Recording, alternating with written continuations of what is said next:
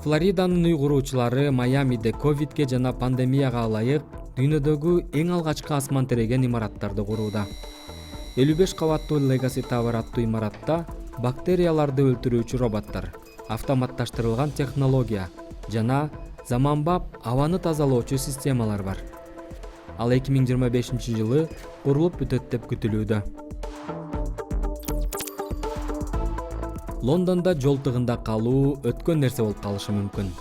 Vertical Aerospace такси фирмасы Британияда 2025 жылга барып, өздөрүнүн унаалары асманда учуп калаарын айтат.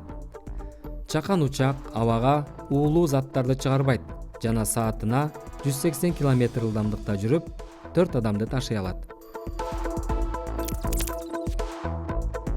Эми асмандан деңизге карай келсек, бул кайык сутек менен жүрөт.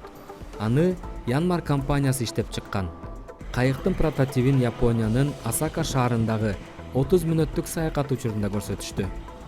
Бул системаны чоң кайыктарга орнотуудан мурун сыноолорду өткөрүп атышат. Мындай энергоблокту 2 жылдын ичинде саттыкка коебуз деп үмүттөнүүдө.